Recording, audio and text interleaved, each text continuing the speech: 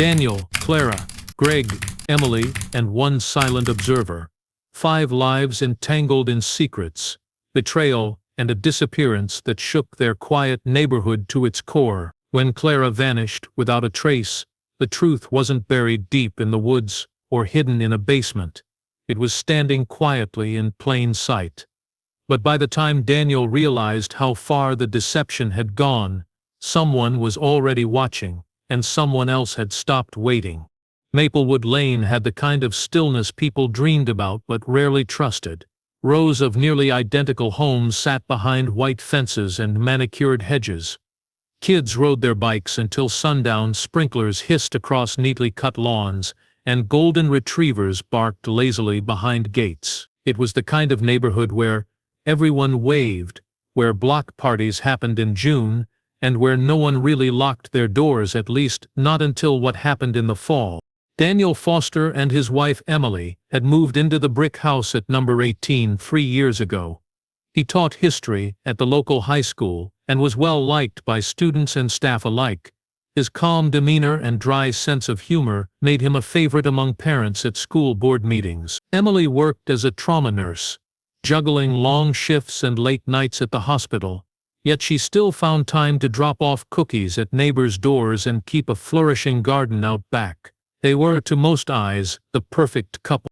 Next door lived Greg and Clara Walsh, a slightly more reserved but equally admired pair. Greg owned a carpentry business and was known for helping neighbors with repairs and building things just to be generous. Clara, with her delicate features and carefully brushed blonde hair, hosted wine nights and taught a watercolor class at the local rec center. She was graceful and soft-spoken, always appearing in flowy sundresses and flat shoes, always smiling but rarely saying too much. From the outside it all looked like a postcard, but the stillness in Maplewood Lane had a hum beneath it, a faint, vibrating tension that no one noticed until it was too late. It began subtly. Emily's work shifts changed more often. Some nights, she wouldn't return home until well past 3 a.m., exhausted and barely awake. Daniel's routine shifted too. He started jogging more in the evenings, staying longer at school for grading or meetings, but no one thought much of it. Husbands and wives drift, they told themselves. Life gets busy. And yet, if anyone had been watching closely, they might have noticed that Daniel's runs always ended near the same corner, 1 block past his own house, right outside Clara's. It wasn't anything overt at first. A glance too long as they both watered their front yards, a lingering smile. Then one evening, a power outage hit the block during a rainstorm. In the confusion, as neighbors came out to check on each other, Daniel and Clara stood huddled together under an umbrella, their faces just a little too close. Greg had been inside searching for candles. Emily was working the overnight shift. Still, no one suspected a thing. Clara continued waving at Emily across the driveway.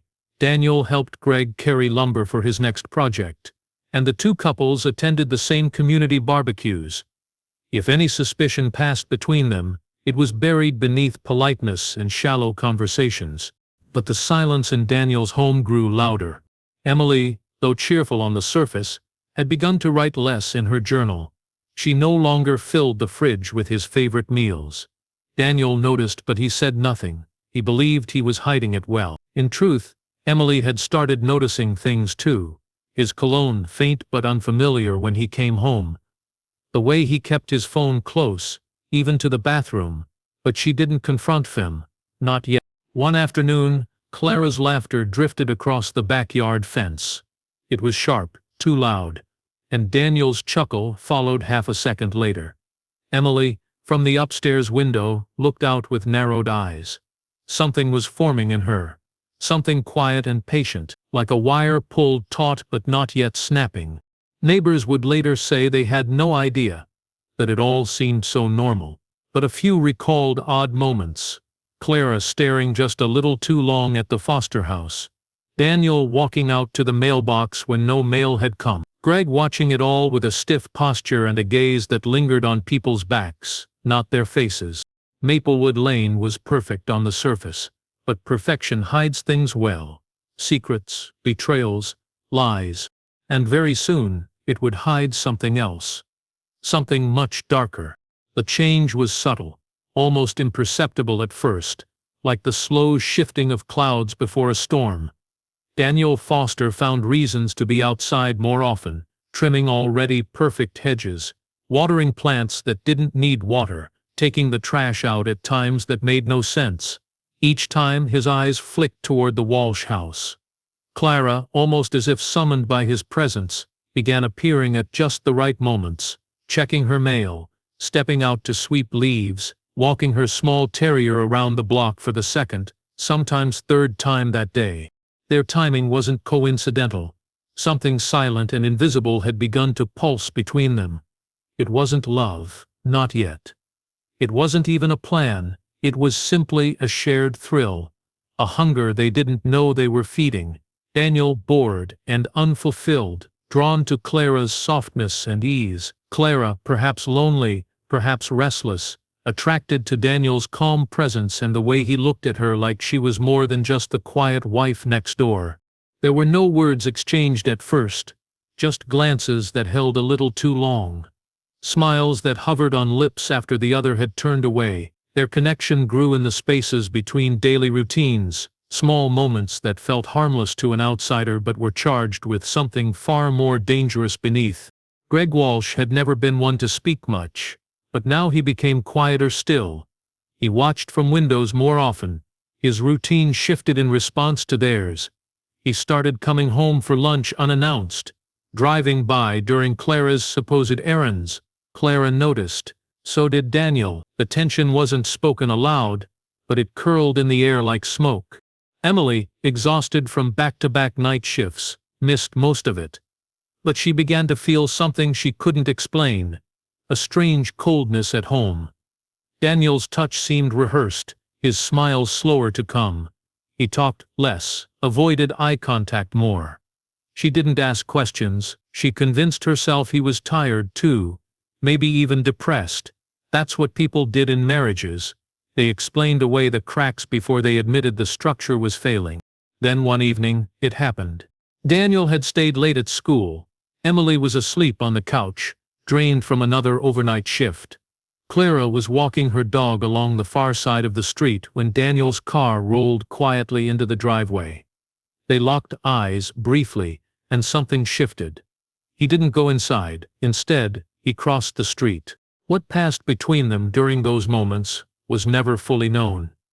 Maybe it started as a conversation, short, harmless. Maybe they tried to stop it. Maybe they didn't, but something ignited. The line they had danced around for weeks, maybe months, was crossed. After that, it became a pattern. Short encounters in the backyard when Greg was at work, errands that conveniently overlapped, and eventually motel rooms paid in cash, text messages sent from burner apps, and quiet rendezvous with the risk of being seen increasing every time. They didn't care, that was part of the thrill. But the secrecy began to unravel. Greg found a parking ticket buried in the glove box of Clara's car, dated on a day she said she'd been home. The address, a budget motel across town. He didn't say anything right away, but he started watching more closely. One afternoon, while fixing the gate, he saw Daniel's hand brush against Clara's shoulder as she walked past him in the garden. It was barely a touch, but it lasted too long. His chest tightened. His hands clenched. Something inside Greg began to boil. Daniel received the first message 2 days later. Slipped into his briefcase while he was teaching. It was a plain white envelope. Inside was a single line, typed and unsigned. "I know what you're doing. Stop, or she'll find out." His hands shook as he read it. He glanced around the teacher's lounge. No one looked at him. No one seemed to know. He tore the letter to pieces and flushed it down the restroom sink. Still, he didn't stop. He couldn't. Even when someone slashed his tires. Even when Clara's phone vanished for 2 days and then reappeared in their kitchen drawer. Even when he began hearing noises outside their window late at night, twigs breaking, footsteps in the dark. The fear was there now, thick and real. But the temptation was stronger. And someone Someone very close was watching. Daniel couldn't sleep. The warning in the anonymous letter played over in his mind like a loop recording. The bluntness of the threat, the precision. Someone knew. Someone had seen something. The words weren't vague. They were a direct promise, and they terrified him more than he wanted to admit. He began to second-guess every movement, every glance. He started locking his phone, then hiding it. He parked his car 3 streets over when he met Clara. He deleted text threads twice. He told himself it was just someone bluffing, maybe a student playing a prank, maybe Greg taking a quiet shot across the bow, but the message wasn't vague or playful. It was sharp, cold, calculated. Still, he didn't stop. The affair had become more than just an escape. It had become an addiction. When he was with Clara, worlds seemed suspended. Her laughter made everything else disappear. Her touch made the guilt fade. And yet the fear followed him like a shadow, especially after Emily received her own letter. It came one Thursday morning in a plain, white envelope, just like his. Inside were 4 grainy black and white photos. They were slightly blurred, but clear enough. One showed him and Clara standing close together at the motel's parking lot. Another showed them entering room 1. The other 2 were even worse, his hand in hers, her head leaning on his shoulder. Emily didn't scream. She didn't cry. She simply stood there in the kitchen, staring at the photographs with a numb expression. She was still holding them when Daniel walked in from his morning jog, sweaty and winded. He didn't notice at first. She tucked the envelope beneath a stack of bills and said nothing. Her face betrayed nothing. She started watching him then, not just physically, but digitally. His GPS history, his online accounts, his email backups. She knew where to look. She'd done it once before, years ago when he was accused of flirting with a coworker. That time she found nothing. This time she found everything. The motel bookings, the deleted texts, even voice memos. Short, breathless recordings saved in his archive, likely by mistake. Clara's voice. Daniel's voice. Love whispered in the dark. But Emily said nothing. She made his lunch as usual. She kissed him goodbye. She smiled when he walked out the door. Meanwhile, Daniel grew paranoid. His hands shook when he opened emails. He started leaving his phone in his locked car at night. His appetite dwindled. His sleep came in short bursts. He began suspecting Greg, believing the man was orchestrating some quiet revenge. He avoided him, ignored his waves, declined his help when their garden hose needed fixing. Then Clara's demeanor shifted. She stopped texting as frequently. She canceled 2 meetups in a row. Her voice over the phone grew clipped and distant. Daniel pressed her, but she insisted she was just tired. That Greg had become more suspicious and was asking questions, that they should lie low for a while. Daniel didn't believe her. He started watching her house from his upstairs window, lights going on and off. Clara sitting alone on the porch. Greg's truck pulling into the driveway at strange hours. One night he saw Greg standing outside in the rain, unmoving, just staring toward their house, not Clara's, theirs. The next morning, Daniel woke to find his car tires slashed, all 4, cleanly. No note this time, no message, just silence. That silence pressed harder than words ever could. When he called Clara to tell her, she didn't answer. Hours passed. Then, finally, she responded with a short message. "Stop texting, Greg knows." Daniel froze. The panic that had simmered now came to a boil. Who else knew? What would Greg do? What if Emily was playing along, pretending not to know? Every face around him became suspicious. Every knock at the door, every glance from a neighbor.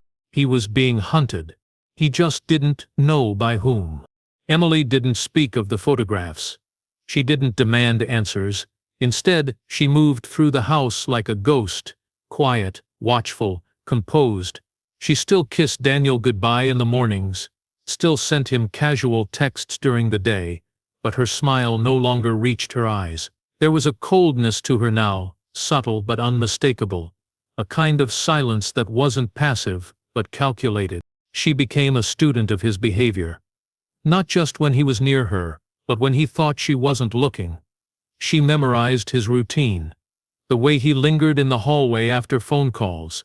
The precise time he left for his so-called late meetings.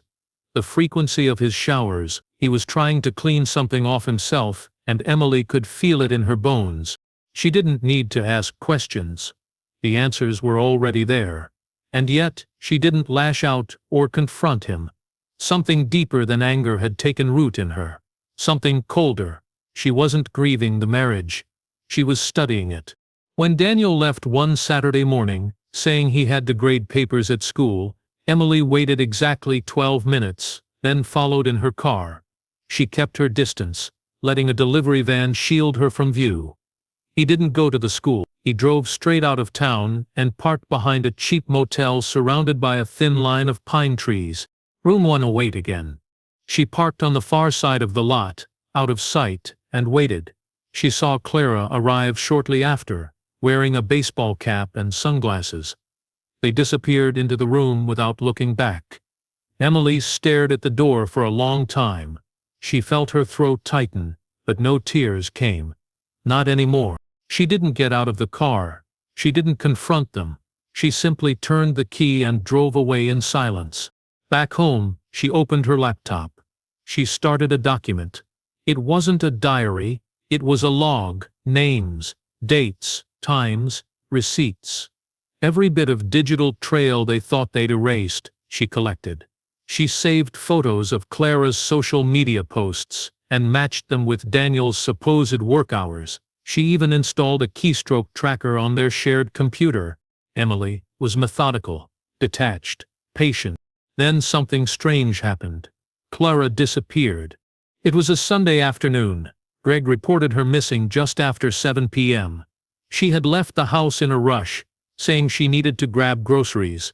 She never came back. Her phone was found inside her car, which had been abandoned on the side of a remote trail nearly 40 minutes from town. Driver's door open. No fingerprints except her own. No sign of struggle. No blood.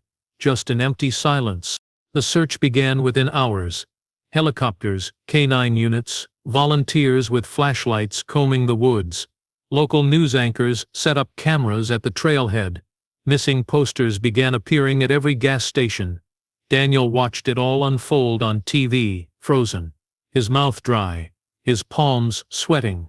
Emily watched too, but her eyes weren't filled with fear.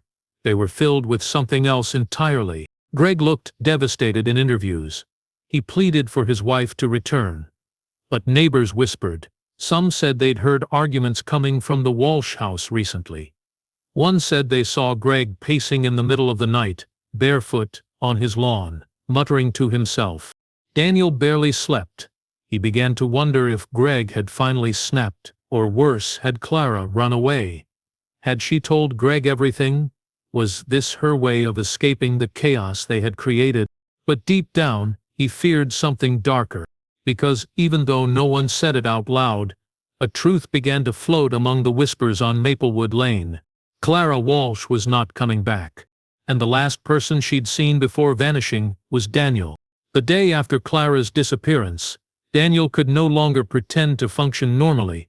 He called in sick to work, claiming a stomach virus. In reality, he was pacing the living room floor, running through every conversation, every touch, every reckless moment with Clara that could now come back to destroy him. He kept checking his phone, waiting for a message from her, some sign she was alive, some proof that this was all just a cruel misunderstanding. But the phone stayed silent. Emily moved through the house like nothing had changed. She brought him tea, reminded him to rest, and even often to pick up groceries. Her voice was calm, soft, almost nurturing, but there was something eerie about her presence. How measured her tone was, how carefully she observed him from the corner of her eye. She didn't ask where he was the day Clara vanished. She didn't ask about the phone calls or the motel or the way his hands shook whenever the news played. She simply watched. Daniel started to feel like he was living in a cage, one where the bars were invisible but growing tighter every hour. Greg, meanwhile, became a fixture on the local news. His face was everywhere. Gaunt, sleepless, desperate. He joined every search group, handed out flyers, stood for hours at intersections, holding a sign that said, "Help me find my wife." People in town rallied behind him. Sympathy poured in. But as the days passed with no sign of Clara, sympathy turned to suspicion. First toward Greg. Then slowly toward Daniel. He felt it in the way people looked at him when he walked into a store. The way conversations stopped when he entered a room. Whispers followed him like shadows. He began noticing a patrol car parked near their street more frequently. Officers knocked on his door, once asking routine questions. He told them he didn't know anything, that he hadn't seen Clara in days. They thanked him and left, but not before one of them lingered a moment longer, eyes scanning the hallway behind him. Emily stood in the kitchen during that conversation, silent, stirring a pot of soup. That night, Daniel couldn't take the silence anymore. He confronted Emily. He asked if she'd seen the news, if she'd heard what happened, if she was okay. She nodded slowly and simply said, "It's sad. I hope they find her." That was it. No emotion, no follow-up. Daniel's stomach churned. He couldn't tell if she was trying to protect him or if she already knew. Ediviv, the photographs, the motel visits, the betrayal. Maybe she had known all along. Maybe she was the one who had sent the warnings, the slashed tires, the threats. He began to feel trapped in his own home. He started locking the bedroom door at night, setting up motion alerts on his phone, hiding a spare phone in the garage with a burner number, just in case. Then, one morning, something new happened. Greg appeared at his front door. Daniel froze when he saw him through the window. Greg wasn't holding flyers, he wasn't crying. He was calm. His clothes were clean, his face unreadable. Daniel opened the door only a crack. Greg didn't ask for help. He didn't mention Clara. He only said one thing, his voice low and unnervingly steady, "I know what you did." Then he walked away. Daniel slammed the door shut and locked it 3 times. He stood there for a full minute, heart racing, pulse pounding in his ears. That afternoon, he drove to the motel alone. Room 108 was closed, cleaned out, no sign of her. No clues, no answers. Just the echo of his own guilt bouncing off sterile walls. And when he returned home, there was an envelope on the kitchen table. Inside was a USB drive. No note, no explanation. Just a drive. Emily was nowhere in sight. Daniel sat down, inserted it into his laptop, and watched the screen flicker to life. And then he saw something he could never unsee. The screen loaded slowly, as if aware of the weight it carried. The video was grainy, taken from a hidden angle, likely a security camera. The timestamp was just 2 days before Clara had vanished. Daniel leaned forward, his breath caught somewhere between his chest and throat. Clara entered first.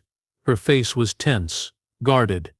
Daniel followed moments later, glancing over his shoulder. They spoke though the video had no sound, their movements stiff and urgent. Clara was holding something in her hand, a small bag. She set it on the table, gestured toward it. Daniel shook his head. She stepped closer, said something that made him freeze. He turned away from her, hands on his hips, shoulders heaving. When she reached out to touch his arm, he flipped. The footage cut there. The next clip picked up nearly 20 minutes later. Clara was gone. Daniel sat on the edge of the bed, head in his hands, motionless. He stared at the floor like he couldn't breathe.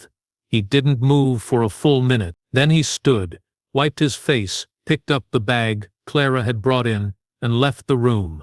Daniel recoiled from the screen, cold sweat breaking across his forehead. What was in that bag? Why had he taken it? He had no memory of anything unusual, no recollection of something as dramatic as that. And yet, there he was, captured without a shred of doubt. If that footage ever reached the police, he would be destroyed. The affair would come out, the motel visits, the lie, and worse, he'd become the prime suspect in Clara's disappearance. The USB drive didn't contain just one video, there were others. Footage of him and Clara entering the motel on different days. Still images, some from outside his house, others from inside his classroom. A photo of him walking into a pharmacy, another of him filling his car at a gas station. Clara's bag visible on the passenger seat. Who had taken these? He unplugged the drive, hands trembling. Someone was documenting everything. Not just the affair, but him, his entire life. And they had access to places he thought were private. He ran to the garage, opened the fuse box, and yanked the power to all the security cameras. He turned off his phone, wrapped it in aluminum foil, and stuffed it inside a shoebox. His paranoia had crossed a line now. Someone was watching, and they were getting closer. But the most haunting question wasn't who. It was why. Why show him this footage and not go to the police? Why the silence? Why the patience? The answer came the following morning. Daniel received a letter in the mailbox. No stamp, just tucked inside like before. Inside was a single sentence typed neatly on plain white paper.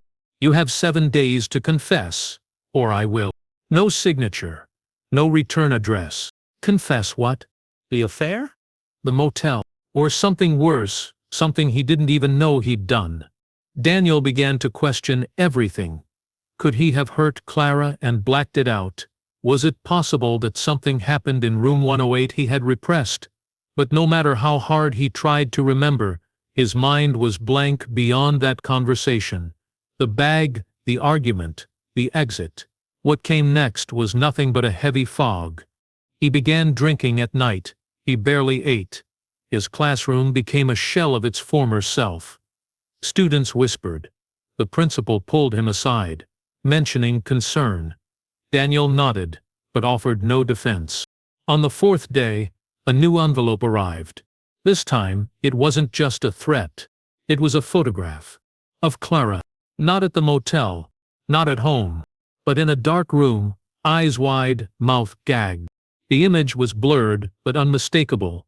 She was alive. And someone had her. Daniel stared at the photograph for what felt like hours. It sat on the table like a burning truth, impossible to ignore. Clara's face was pale, her hair disheveled. Her eyes, once bright and defiant, now looked hollow, pleading. The dim light in the background hinted at a basement, or some hidden room, somewhere forgotten by the world. There were no visible injuries, but the gag across her mouth spoke volumes. Someone had taken her. Someone had been watching, waiting, documenting, and now they had her. He didn't know whether to feel terrified or relieved. Clara was alive, but what did it mean? Who was behind this? And more importantly, why send the image to him? There was no note this time. No demand, no signature, only the threat of silence. Daniel began replaying everything in his mind. Every secret meeting, every lie, every shadow that had followed him in the weeks leading up to her disappearance. And yet the more he tried to make sense of it, the more fragmented it became. He knew Greg had motive. He knew Emily had knowledge, but neither seemed capable of this level of psychological warfare. That night, he didn't sleep. He sat on the couch with the lights off, staring out the window, waiting for another sign. He thought about going to the police, but how could he? He'd be the immediate suspect, especially now. His affair with Clara. His appearance on motel security footage, his possession of a photograph no one else had seen, and the bag, whatever was in that cursed bag he took from room 108. It haunted him. What if it held the key to everything? At dawn, Daniel made a decision. He returned to the motel. Room 108 was occupied, so he asked for a different room. The woman behind the counter barely looked up. He paid in cash. Once inside, he didn't rest. He searched, behind the drawers, under the bed, the closet, the bathroom ceiling panel. He tried to recreate that day, Clara's movements, the way she spoke to him, the exact spot she had placed the bag. But nothing clicked. He tried calling her number again. Still disconnected. Desperate, he drove to the trail where Clara's car had been abandoned. The police tape was gone now, The trail was quiet. As he walked deeper into the woods, he spotted the remnants of a candle, a burned-down wick buried in dirt, and something else, a fragment of red cloth snagged on a tree branch. It looked out of place, like it didn't belong there. He pocketed it, heart racing. On his way home, he noticed a car following him, a black SUV, tinted windows. He turned left without signaling, so did the SUV. He pulled into a gas station and parked behind the building. The SUV drove past and didn't return. Paranoia now ran through him like blood. Every car, every movement, every stranger felt like part of the trap. When he got home, Emily was sitting at the kitchen table, a notebook in front of her. Pen in hand. She looked up at him, calm and composed. Then she slid the notebook toward him. The page was filled with times and dates, coordinates, short phrases. Meeting room. Clara leaves, 7:58 p.m., returns, 8:03 p.m. Alone. Bag removed. Daniel exits 8:07. There was more. Observations, surveillance details, even a list of license plate numbers, all neatly organized. Daniel looked at her, his mouth slightly open. Emily said nothing. She simply stood, left the room and closed the door behind her. Daniel's hands shook as he turned the page. The next line was simple. I know where Clara is. And below that, but I'm not the one keeping her there. Daniel stared at the notebook, his pulse thudding like a war drum in his ears. The words on the page were clear, unmistakable, and yet they felt surreal. Emily knew where Clara was, but she claimed she wasn't the one keeping her there. He read the line again and again, hoping it would change, hoping this was all some elaborate nightmare. He turned the next page. It was blank. He called out for Emily, but the house answered with silence. He checked every room. She was gone. Her car keys were missing, her phone left behind on the nightstand. No note, no message. Just her words echoing in his head like a ticking clock. I know where Clara is. But if Emily wasn't the one holding Clara captive, then who was? He didn't have time to waste. Daniel returned to the notebook, scanning it more closely. The coordinates scribbled on the first page were oddly family. He opened a map on his laptop and entered them. The pin dropped on an isolated farmhouse, nearly an hour outside of town, deep in a wooded area near the old quarry, long abandoned, now fenced off and forgotten. Why would Emily point him there? Was it a trap? A setup? Was Clara really out there? There were no answers, only the raw pull of urgency that overtook his fear. He grabbed his coat and keys and drove, never once looking back. The sky was gray and heavy, the roads narrowing into dirt paths as he neared the destination. As the signal bars on his phone faded to nothing, he turned onto a nearly invisible gravel driveway swallowed by trees. The farmhouse came into view, like something out of a lost memory, weathered wood, shattered windows, roof sagging from years of rain and rot. But something about it felt recently disturbed. Footprints in the mud. A chain on the door, recently undone. He stepped out of the car slowly, heart hammering, notebook in one hand, flashlight in the other. Inside, the house smelled of mildew and dust. But beneath that was something sharper, something faintly chemical. The walls were bare. No furniture. No signs of life. Then he heard it. A faint creak. Below. Daniel followed the sound to a door in the kitchen floor. A cellar. The lock had been broken clean off. He hesitated, breath shallow, then pulled it open. The wooden stairs groaned under his weight as he descended into darkness. His flashlight flickered, then steadied. At the bottom of the steps was a narrow hallway, ending at a heavy steel door. He reached for the handle. It was cold. Inside the room, he found her. Clara, alive, barely conscious, her arms bound loosely in front of her, a makeshift gag hanging from her neck. She looked up at him with glassy, confused eyes. Daniel rushed forward, untying her. Her lips moved, trying to speak, but no sound came. She shook her head, her face contorted in fear, not at him, but at something behind him. He turned. Greg stood at the foot of the stairs, a gun in his hand. "I told you I knew what you did," Greg said, voice low and hollow. "But you didn't listen." Daniel's heart dropped. Greg stepped closer. "You think this was about jealousy? About revenge? You took something from me. Not just my wife, you took control of my life. And I couldn't let that continue." Daniel backed away slowly, pulling Clara behind him. "You kept her here?" Greg nodded. "Not for me. For her. So she'd understand what betrayal looks like. You broke her, Daniel. I just made sure she stayed broken." Before Daniel could speak again, headlights flooded through the broken windows above. A car had pulled up.